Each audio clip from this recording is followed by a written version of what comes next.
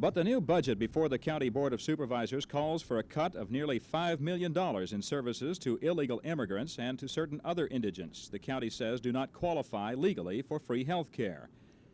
They began a two-day hearing on the budget cuts today. And outside the hearing room this morning, various forces opposed to the cuts joined in protest. And the protesters were not only from the poor themselves, but also administrators of hospitals. We foresee, if these changes and if these actions are not taken, the following problems. We see an absolute end to the only organized program that addresses the problem of delivering acute emergency care for the poor in all of our communities.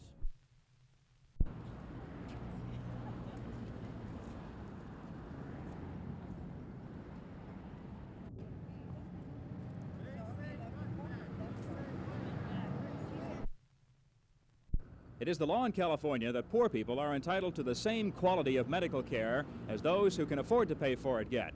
The law also says that counties are responsible for providing that care. That law, the Bielenson Act, also says that counties cannot cut the budget for public health services unless they can show that those budget cuts will not affect health care for the indigent or the poor.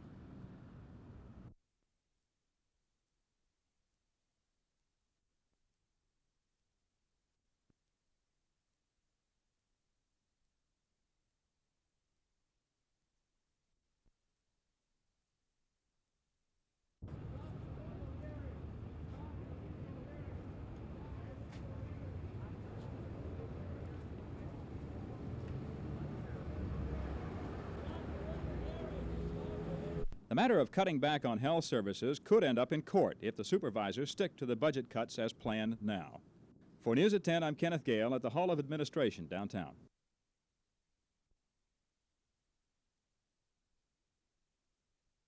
What we're looking for here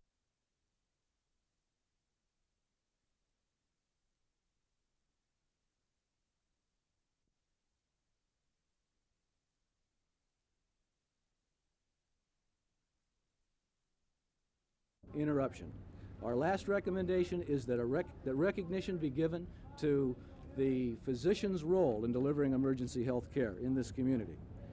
The emergency aid program was designed by the County of Los Angeles in 1947, and a key provision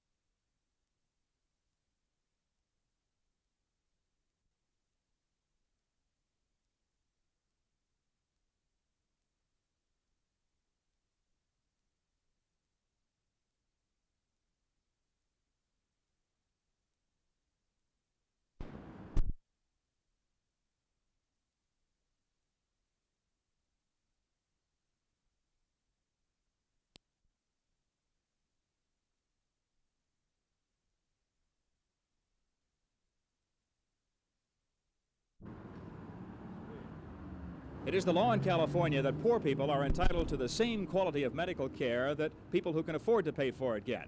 And the law also says that counties are responsible for providing that care. That law, the Bielenson Act, also says that counties cannot cut the budget for care to the indigent unless they can prove that it will not. The Council of Southern California this morning will speak to the Board of Supervisors in the Bielenson hearing and urge it to reverse its decision to curtail funding for the 1980-1981 Emergency Aid Plan program. Will further strongly urge that proposals to restrict the program to those who, quote, can prove lawful residency in Los Angeles County be reversed and overturned.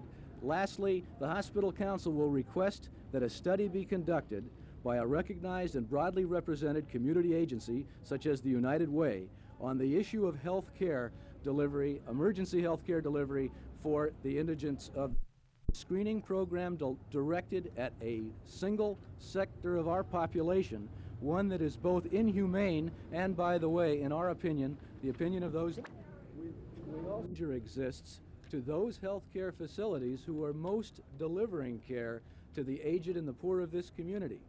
As we reduce their payment for the services they're rendering at this time, we cut into their economic viability, we force them to reduce services, we put them into economically untenable situations. Our recommendations will be fourfold. The first recommendation, and the one we feel most strongly about, is that there be a thorough study into the emergency health care needs of the poor and the indigent in this community, that this study be conducted by an independent third party, a group that has shown itself to be interested in health care and to be representative of the community. We're suggesting the United Way. We secondly are urging that the residency verification requirements not be implemented. And lastly, that the funding of the present level of the EAP program be maintained in order to provide a continuation of care without... Today is for the Board of Supervisors to extend the money. In other words, in these Bielenson's hearings, not just cut the money off after the hearings have ended. That is true. To extend the money for the rest of this fiscal year, which hopefully will occur at the same time that they will direct this study to be conducted and that they will follow up on the recommendations of this study. The EAP program was designed in 1947. It's an old vehicle. It's an old car. It does not...